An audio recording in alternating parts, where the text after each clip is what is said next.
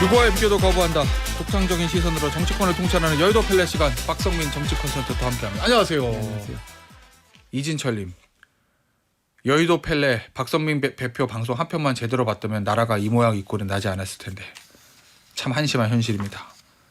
누가 이 방송 우리 박성민 대표 방송만 제대로 봤어도 누가 봤어야 되는지에 대한 거는 이진철님이 밝히지는 않으셨는데 아마 저뿐만 아니라 이 방송 들으시는 모든 분들이 아마 한 사람을 지목하고 있지 않을까 싶습니다. 예. 정선된 방송과 정성된 좀 이렇게 좀 최소한의 데스킹을 거친 어떤 의견들, 예. 신문 방송도 그런 거를 좀 보셔야 되는데 어쨌든 그렇다는 얘기예요. 자, 대표님, 대통령 탄핵 소추안이 가결이 됐어요. 찬성 200넷, 반대 85, 기권 3, 무효 8. 이 중에서 가장 주목하는 숫자는 뭐예요? 뭐 저는 뭐 의미 없어요? 예, 좀 특별히 뭐 이렇게 그래요? 예. 어. 그날 뭐 그 청장에서 예. 뭐 추경호 원내대표 뭐 그런 것 때문에 조금 한 번은 더 부결시켜야 되지 않느냐. 예. 뭐 그런 것 때문에 한동훈 대표의 뭐 찬성 의견이 있더라도 좀 뭐 생각보다 덜 나왔을지 모르지만 뭐 기본적으로 가결은 시간 문제였기 때문에 예. 아, 뭐 이번이 만약에 불결되더라도 다음에는 가결됐을 것이고 또 다음엔 가결됐을 것이기 때문에 의미가 없다. 예. 숫자 자체는. 예. 알겠습니다. 자, 그런데 박근혜 전 대통령 당시에 새누리당의 128명 중에서 한 최소 62명, 한 반 정도가 찬성했을 걸로 추정이 됐어요, 당시에. 그런데 물론 뭐 헌재 재판이나 검찰 수사, 법원 재판 지켜봐야 되는 거지만 일단 딱 나와 있는 혐의만 봤을 때 박근혜 전 대통령 당시 뭐 국정농단 뭐 이런 거에 비하면 그때는 탄핵될 때 뇌물도 없었거든요. 뭐 직권남용, 뭐 K재단 미리재단 요거 정도였는데 그거에 비하면 내란 혐의는 엄청나게 더 중한 혐의잖아요. 그럼에도 불구하고 여당에서 이탈표가 그때에 비하면 확 적은, 절대 숫자로 보나 비율로 보나 그 원인은 뭐 어디 있다고 보세요? 단순히 추경호 원내대표가 전 원내대표가 탄핵 소추 안에 들어가 있다, 이것만으로는 설명이 좀 안 되는 것 같아서요. 예, 그러니까 노무현 박근혜 두 대통령 때는 좀 이게 탄핵 사유가 되느냐 예. 그런 게 좀 있었고 예. 뭐 정치적 이유로 또 탄핵을 했다고 하면 예. 예. 근데 이번에는 탄핵 사유가 차고 넘치지 않습니까? 그러니까 위헌적 그 비상계엄이었고 예, 그런 상황에서 정치적 이유로 탄핵을 선택하기 어려운데 뭐 국민의힘 내에서는 뭐 두 가지 얘기하죠. 박근혜 그 탄핵 트라우마가 있다. 그다음에 또 뭐 이재명 포비아. 후자가 좀 컸을 겁니다. 그러니까 이게 지금 바로 탄핵을 하면 예. 조기 대선이 불가피하고 그러면 온갖 사법 리스크를 재판받고 있는 이재명 대표의 대통령기를 터주는 건데 그건 또 정의로운 거냐. 예. 이런 얘기가 영남 의원들 중심으로 상당히 있었을 것 같고 뭐 그 논리가 조금 있었기 때문에 한동훈 대표도 처음에 뭐 질서 있는 퇴진을 얘기를 하지 않았겠습니까? 예. 예, 그런 점이 좀 있다고 봅니다. 이재명이라는 변수를 빼고는 설명이 좀 잘 안 된다고 봅니다. 이재명 대표 때문이다. 예. 예. 지금 보니까 오늘 아침 보도들 나오는 거 보니까 당 관계자에 따르면 탄핵 표결 전 이때만 하더라도 국민의힘 내에서는 부결 가능성이 거론됐었다. 뭐 이런 보도가 나오는데 그래서 그날 가결된 다음에 의원총회에서 의원들이 좀 격앙됐는지 모르겠으나 만약에 부결됐으면 어떻게 됐을 거라고 보세요? 저는 뭐 부결되기 어려웠을 거라고 봅니다. 예. 예, 그거는 뭐 이미 예. 그 전날 12 담화 12월 10일 대통령 담화 예. 있고 그 담화에 대해서 한동훈 대표가 이건 내란 고백이다. 그때도 내란 한번 자백이다. 예. 내란 고백. 그래서 이제 내란 자백이다 그래갖고 한번 좀 시끄러웠지 않습니까? 그랬죠. 예. 그런 예. 적이 있었기 때문에 예. 이미 뭐 그 되돌리기 어렵고 또 한동훈 대표 대통령이 사실상 그 하야를 거부한 상황에서 예. 질서 있는 퇴진론이라고 마련한 것이 예. 2, 3월 퇴진하고 4, 5월 대선하자 이건데 그럼 뭐 세 가지 그러니까 김재섭 의원도 지적했지만 그 질서 있는 퇴진은 예. 대통령이 지금 하야를 거부한 상황에서 헌법적 공백을 해소하지 못하고 있고 민심이 수용하지 않을 거고 예. 윤석열 대통령에게 결정권을 줬다는 점에서 치명적 약점이 있다. 이건 한동훈 대표도 인정한 거고요. 예. 그러니까 이건 질서도 없고 퇴진도 없다. 어허. 그래서 이미 이제 그 질서 있는 퇴진론이 파기가 됐기 때문에 결론은 뭐 탄핵으로 갈 수밖에 없었다. 그래서 그런 면에서 의외로 그날 뭐 표가 더 적게 나온 것 같은데 뭐 탄핵은 시간 문제였고 그날 통과될 수밖에 없었던 분위기였던 것 같습니다. 아 그래요. 자 그런데 통과 이후에 좀 보도 보면 뭐 일부 저 친한계 인사 그러니까 아마 공개적으로 찬성하겠습니다 밝혔던 사람들 중에서 몇 친한계라고 불리는 인사가 저는 사실은 반대했는데요. 뭐 이렇게 얘기를 했다는 거거든요. 이제 보도가 됐는데 그 흐름들은 어떻게 봐요? 그냥 친한계가 있습니까? 그러니까 그 제가 보는 지금 국민의힘 역학관계는요. 예. 전당대회 전에는 예. 친윤 반윤이 있었습니다. 예. 전당대 이후에는 친윤 친한이 있었어요. 어허. 비상계엄 이후에는 예. 친한 반한이 있었다고 봅니다. 예. 탄핵 이후에는 어. 친윤도 없고 친한도 없다고 봅니다. 자, 그럼 그렇다 치고 그럼 어쨌든 공개적으로 내가 찬성하겠습니다 밝혔던 7명 중에 몇 사람이 저 사실은 반대했어요라고 이렇게 이거 양심 고백이라고 그래야 되나 뭐라고 그래야 되나 그렇게 얘기를 했다는데 의총에서 보도가 됐습니다 지금 그 흐름들은 어떻게 봐야 되는 그러니까 거예요? 한동훈 대표가 이 네. 전 국면을 끌고 오는 과정에서 예. 전략이 없고 네. 리더십이 없다는 게 확인됐기 때문에 그동안에 좀 뭐 친한계로 분류됐던 분들도 이 과정에서 예. 상당수가 이탈했을 거라고 봅니다. 그러니까 이 비상계엄 전에 이제 특검법 가지고 대통령하고 계속 갈등이 있었고 예. 계엄날 그 위헌적인 그 위법 위헌적인 계엄이다. 그리고 직무를 중지시켜야 된다. 그리고 내란 자백이다. 이렇게 됐으면 결론은 탄핵밖에 없는 거 아닙니까? 예. 이제 그렇게 갔기 때문에 기회가 한동훈 대표한테도 있었죠. 저는 그 12월 7일 대통령이 임기까지 포함해서 모든 걸 당에 일임하겠다 한 순간 있지 않습니까? 그러니까 그 전에 논리적 기결로 보면 이 비상계엄이 그 위헌적이고 그래서 당장 뭐 직무를 정지시켜야 된다. 왜냐하면 그 계엄 관계자들의 증언이 막 쏟아지고 있었던 거 아닙니까? 예. 이제 그런 상황에서 헌법적 공백도 해소하고 민심도 수용하고 그럴 수 있는 조치가 세 가지가 있는 거 아닙니까? 즉각하야. 이건 대통령이 즉각적으로 거부했죠. 두 번째 탄핵. 이거는 당론으로 지금 그 부결하자 이런 거기 때문에 한동훈 대표가 대통령이 당에 일임한다고 했을 때 바로 나와서 긴급 기자회견을 열어서 자 이게 지금 이재명 대표에게 그 제안한다. 민주당이 당장 그 국무총리를 지명하고 그 국무총리가 제2의 계엄을 막기 위해서 국방부 장관, 행안부 장관, 법무장관을 다 가져가는 거국 내각을 구성하고 거기서 개헌을 하고 대선 일정을 만들자. 근데 그걸 제안한다. 그래서 긴급히 좀 만나자.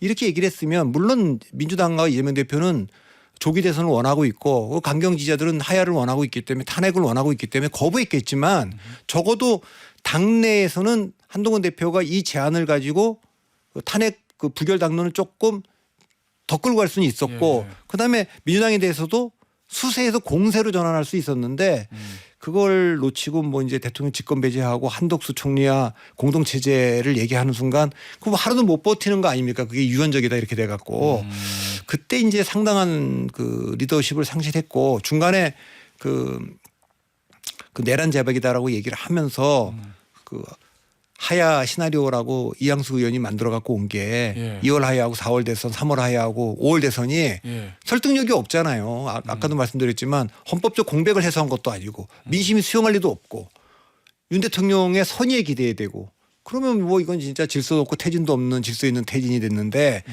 그 순간 그 리더십을 상실했기 때문에 이 당은 뭐 제가 보기에는 탄핵은 그날 뭐 통과됐을 것 같고 예. 친윤 친한은 다 지금 급속히 빠른 속도로 지금 소멸되고 있는 중이라고 저는 봅니다. 그러니까 앞으로 어떻게 될 것 같아요, 국민이? 그러니까 이제 언론의 그 권력의 공백 상태가 되겠죠. 아까도 말씀드렸지만 예. 전당대회 전에는 윤 대통령 중심으로 친윤이냐 반윤이냐로 예. 세력이 재편됐다면 전당대회 이후에는 분명하게 친윤도 있고 친한도 있어서 그 특검 관련된 갈등도 예. 있었어요. 비상계엄 이후에는 친윤은 없죠. 친한 반한이 있었지. 예. 그다음에 지금 이제 그 탄핵 이후에는 저는 친윤도 친한도 없다고 봅니다. 다 그냥 급속히 태풍이 그냥 급속도로 소멸한다고 우리 그런 얘기 하잖아요. 예. 급속도로 소멸해 갖고 지금 구심력이 없이 예. 완전히 지금 해체 국면에 들어가 있다고 저는 봅니다. 그럼 민주당 국민의힘 만약에 이제 탄핵 가결되면 조기 대선이잖아요. 예. 대선 치를 동력은 있습니까? 그거는 내부에서는 없을 것 같아요. 내부에서는 없다는 내부에서는 없으면 얘기? 예. 역시 그 법원 예. 그다음에 민주당으로부터 오겠죠. 그건 법원의 어떤 그 말씀이시죠? 이재명 대표에 대한 판결 예. 그다음에 이재명 대표가 만일에 예. 그 안에 2심이 나올지 모르겠습니다만 2심까지 뭐 대선 전에 나올 가능성도 있죠. 선거법 같은 경우 나오면 저는 계속 이 방송에서도 얘기했습니다. 2심까지도 피선거권 박탈령이 나오면 어허. 대법원 판결해 갖고 이재명 대표 못 나오게 하는 게 국민의힘의 좋은 일이냐. 예. 오히려 나는 그렇게 해서 이재명 대표가 못 나오고 다른 분이 나오면 예. 민주당이 이길 것 같아요. 어. 뭐 그래도 우리는 이재명 대통령은 수용할 수 없다. 뭐 이렇게 나올 수도 있고 예. 아니면 뭐 1심이든 2심이든 피선거권 박탈령이 된 이재명 대표와 본선에 싸우는 게 예. 유리할 수 있죠. 저도 뭐 한 네 가지는 얘기할 수 있는 거 아닙니까? 첫 번째는 이분은 원래 대통령 선거에 나올 자격이 없는 분이다. 예. 어떻게 지금 자기 하나 그 대선에 나오고 방탄하려고 나라를 이기게 만들었는데 이건 국민들께서 책임 물어주셔야 된다. 이 얘기 할 수 있겠죠. 그다음에 뭐 윤석열 대통령의 비상계엄은 예. 압도적 의석을 갖고 있는 민주당이 해제시킬 수 있었지만 이재명 예. 대통령이 하는 뭐 긴급 조치나 비상계엄은 아무 누구도 해제시킬 수도 없다. 뭐 그런 얘기도 할 수 있겠고 그다음에 뭐 미중 패권 전쟁과 예. 트럼프 등장 이후에 그 이재명 대표의 그 외교안보 노선이 국익에 부합하느냐. 예. 그다음에 이재명 대통령 되면 지방선거에 비명 반명은 뭐 자리가 있겠냐. 예. 시도 안 남을 거다. 뭐 이런 얘기들이 나오겠죠. 그러니까 그런 당 밖에 있는 동력 갖고 선거를 치르지 당 안에는 뭐 저는 동력이 없어 보입니다. 그럼 당 안에서 어떤 후보를 만들어서 뭐 경선을 하든 뭘 하든 후보를 내서 대선을 끌고 갈 만한 힘은 없다 그런 말씀이신 거예요? 그건 뭐 지금 4분 오열되어 있고 네. 우선 보수 진영을 하나로 묶을 만한 후보가 잘 안 보이지 않습니까? 그러니까 지금 제 눈에는 예. 지금 국민의힘이 예. 2017년, 2018년 자유한국당 정도로 지금 퇴행했다고 봐요. 그리 돌아갔다고 봐요. 그리고 유튜버들이나 태극기 부대가 그때 그 정신적으로 지배하는 그 예. 영향을 받는 그 당으로 돌아갔다고 저는 봐요. 그래요? 그 당으로 돌아갔고 예. 이게 뭐 그래서 2017년, 18년, 2020년까지 대패를 하지 않았습니까? 예. 그 대패를 하고 나서 2020년 총선 대패 이후에 김종인 비대위 그리고 예. 2021년에 이준석 대표 체제에서 겨우겨우 그 탄핵의 강 건너고 예.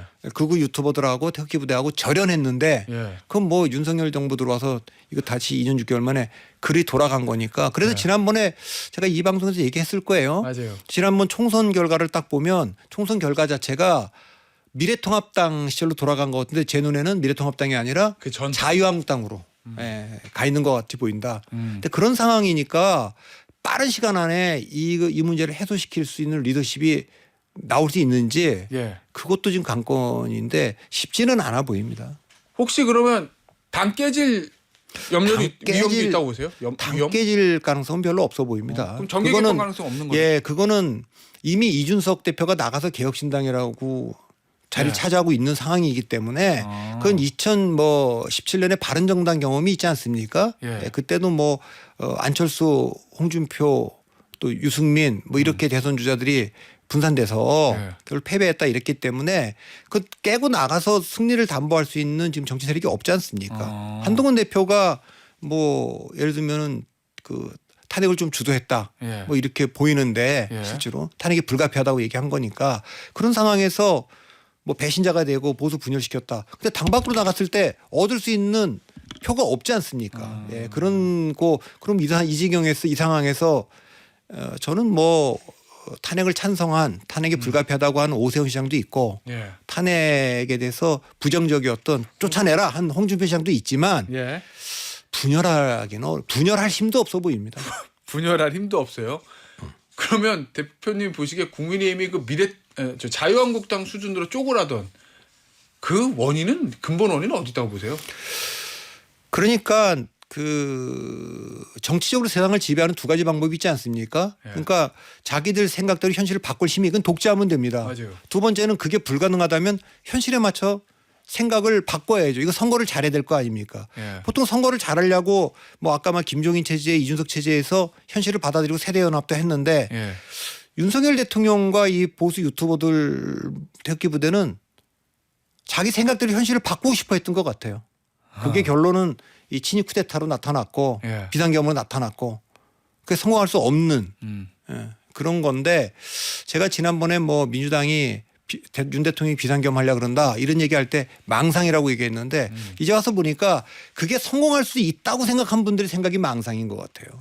그러니까 제 생각에는 그 생각이 국민 다수의 지지를 받으면 모르겠는데 그 윤 대통령이 갖고 있는 생각 예를 들면 부정선거에 관한 거라든가 이런 게 국민 15% 이상의 지지를 못 받는다는 거 그거 현실 인식을 잘 못한 시대착오적인 그런 것 때문에 예.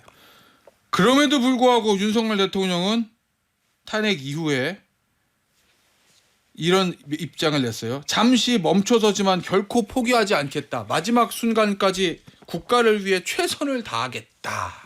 국민과 함께 싸우겠다고 얘기했죠. 12.12 담화가. 예. 예, 이거 탄핵 이후에도 탄핵 이후에 요 멘트 어떻게 그러니까 보셨어요? 그게 그러니까 12.12 담화에서 이미 연결선상이다. 연결이 된 거죠. 그러니까 그 전에 그 몇 번의 담화가 그 계엄 선포 담화도 있고 예.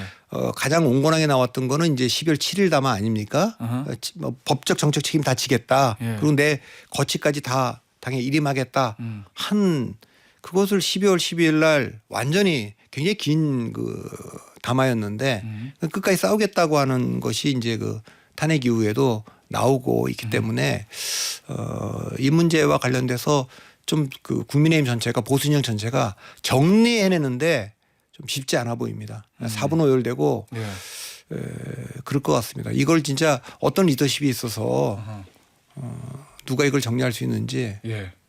잘 안 보입니다. 이 그동안 야당 의원들 인터뷰를 해보면 몇몇 의원들이 그동안 저한테 인터뷰에서 뭐라고 그랬냐면 탄핵의 마일리지가 쌓여가고 있다 이런 표현들을 했습니다. 몇몇 야당 의원들이. 대표님 보시기에는 지금 갑자기 위험해진 게 아니라 어느 순간부터 야 이거 윤석열 대통령 위험한데 뭐 그렇게 생각이 드신 순간이 있었어요? 이 비상계엄 하기 전에도? 그러니까 현실 인식을 못 하고 있다는 생각은 계속했죠. 그래서 제가 인지 부조화라는 단어를 여러 번 썼는데 맞아요. 그거 굉장히 여러 번 썼어요. 그러니까 본인이 믿는 세계와 눈에 보이는 세상이 불일치할 때 인지 부조화에 빠지고 있는데 예. 그 자기 객관화를 내 갖고 이 문제를 해소시켜야 되는데 윤 대통령은 자기 합리화를 통해서 계속 합리화를 시키고 있다. 그리고 현실을 안 받아들이고 있다. 예. 그러니까 그 위험성은 이번 뭐 12.12 담화에서도 야당이 대통령 선거 패배를 받아들이고 있지 않 승복하고 있지 않다. 그 얘기를 여러 번 얘기했는데 사실은 본인도 총선 승리를 승복하고 있지 않은 거잖아요. 그 민의를 안 따른 거잖아요. 그거는 뭐 그 뒤에 저 강서구청장 선거 때부터 이 정도의 그 예방 주사를 맞았으면 뭐 변화가 있을 거라고 생각했는데 예. 그 뒤에 쭉 오는 과정 보면 이건 전혀 변화가 없겠구나. 그리고 제가 11월 15일 그 임기 중반 11월 그 며칠입니까? 그 기자회견이 있었지 않습니까? 임기 11월 10일 전후에 정말 절반 넘어가는 10일 이전에 예. 그때도 마지막으로 변할 수 있는 기회였다. 근데도 그때도 사실은 이제 그 일문일답 과정을 쭉 보면 예. 이게 뭐 이거 안 변하겠구나. 그래서 제가 그대로 가겠구나. 그대로 간다면 이게 뭐 하여튼 제가 비상계엄은 상상을 못했습니다. 예. 자 탄핵이 현실화되면 20년 동안 보수 세력은 집권하지 못할 것이다. 뭐 이 말이 국민의힘 의원총회에서 나왔었다고 하던데 대표님 보시기에 이 말이 맞아요? 아 그건 잘 모르겠습니다. 그건 뭐 2016, 17년 탄핵 때도 그랬고 네. 다 그랬는데 뭐 곧바로 뭐 그러네. 5년 만에 예. 정권을 되찾아왔으니까 예. 그리고 또 뭐 지방선거도 크게 이기고 그랬으니까 아하. 정치라는 거는 뭐 상대적인 게임이고 제로섬 게임이니까 민주당 상황이 어떻게 돌아가느냐에 따라서 그건 또 달라질 수 있는 거죠. 예. 결국 이제 민주당 상황이라는 건 민주당의 이재명 대표 사법 리스크 말씀하시는 것 같은데. 그렇죠. 예. 그러면 국민의힘이 뭘 이렇게 변화할 동력은 전혀 없다. 뭐부터 해야 됩니까? 전혀라는 얘기를 뭐 제가 뭐 함부로 하기는 어려운데 그러니까 지금 윤석열 대통령과 한동훈 대표가 공멸했지 않습니까? 공멸할 거라고 예견을 계속했는데 특검이 통과되든 탄핵이 통과되면 그건 뭐 공멸할 거다. 대표는 계속 그렇게 말씀하셨어요. 한동훈 대표가 윤석열 대통령이 정적으로 사망했는데 자살했는데 한동훈 대표가 버틴다? 있을 수 없는 일이죠. 결국 그 기결을 갖고 반짝 특수를 내렸던 검찰 정치가 그 시장에서 빠르게 지금 퇴출 중이다. 그런 생각이 들고 이 당을 오래 지켜왔던 보수의 그 뭐 홍준표 시장을 필두로 해서 뭐 오세훈 시장, 뭐 원희룡 전 장관, 뭐 나경원 의원, 이런 뭐 또 유승민 전 의원, 물론 이제 뭐 외부에서 왔지만 뭐 안철수 의원 이런 분들이 뭐 어쨌든 경쟁 구도를 만들어내면서 민주당 사정을 좀 봐야겠죠. 민주당도 사실 내부가 되게 복잡하지 않습니까? 아, 그래요? 친명 비명 간의 그 갈등이 저는 지금 이게 가려져 있어서 그렇지 거기도 안에서 부글부글 임계점을 향해 가고 있다고는 좀 봅니다. 자 마지막으로 짧게 그러면 이재명 대표 대권은 따놓은 당상이다 아니다 변수 많다 어느 쪽입니까? 그 아직은 변수가 있죠. 예. 그러나 뭐 압도적으로 유리하겠죠. 예. 그러면 뭔가 이제 비명계도 지금 꿈틀꿈틀 될 거다 이렇게 보세요? 예, 그렇다고 저는 봅니다. 거기서 또 분열할 가능성이 있습니까? 가능성은 다 있죠, 늘. 지금까지 예. 수도권에서 지금 보수 정당이 이긴 거는 어떤 경우냐면 민주당이 분열했을 때입니다. 아, 그러네. 예. 예. 그 분열의 양상은 뭐 시간이 있는지 모르겠는데 분열의 양상은 YSDJ나 국민의힘 민주당처럼 그렇게 분열하거나 투표로부터 이탈하는 경우가 있을 수 있죠. 알겠습니다. 오늘 말씀 여기서 마무리하도록 할게요. 지금까지 박성민 정치 컨설팅 민 대표였습니다. 감사합니다.